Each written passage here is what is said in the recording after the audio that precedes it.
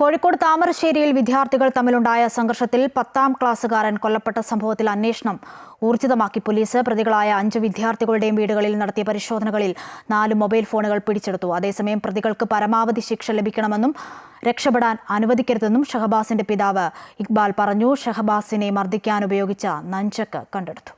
ഷഹബാസിന്റെ കൊലപാതകം ആസൂത്രിതമാണെന്നും പ്രതികൾ രക്ഷിതാക്കളുടെ അറിവോടെയാണ് കൃത്യം നടത്തിയതെന്നുമാണ് ഷഹബാസിന്റെ പിതാവിന്റെ ആരോപണം.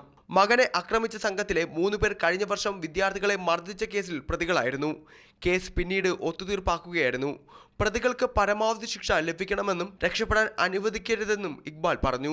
നിയമപരമായിട്ട് അവർക്ക് കിട്ടാവുന്ന ശിക്ഷ തീർച്ചയായിട്ടും വാങ്ങിക്കൊടുക്കണം. ഗവൺമെന്റിൽ പൂർണ്ണ വിശ്വാസമുണ്ട്, നിയമത്തിൻ്റെതും പൂർണ്ണ വിശ്വാസമുണ്ട്. അതുകൊണ്ട് സ്വാധീനം ചെലുത്തി ആര് വന്നു കഴിഞ്ഞാലും രാഷ്ട്രീയമല്ല, മതപരമായിട്ടുള്ള എല്ലാം ജാതിഭേദമന്യേ ഇത് ഇനി മറ്റൊരു അച്ഛനമ്മമാർക്ക് ഉണ്ടാവാൻ പാടില്ല. കൊലപാതകവുമായി ബന്ധപ്പെട്ട ഡിജിറ്റൽ തെളിവുകൾ ശേഖരിക്കുന്നതിനും ആയുധങ്ങൾ കണ്ടുകെട്ടുന്നതിനുമായി പ്രതികളുടെ വീടുകളിൽ പോലീസ് റെയ്ഡ് നടത്തി.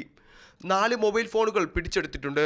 അതേസമയം നാളെ തുടങ്ങുന്ന SSLC പരീക്ഷ എഴുതിക്കാനായി പ്രതികളെ നാളെ സ്കൂളിൽ എത്തിക്കും.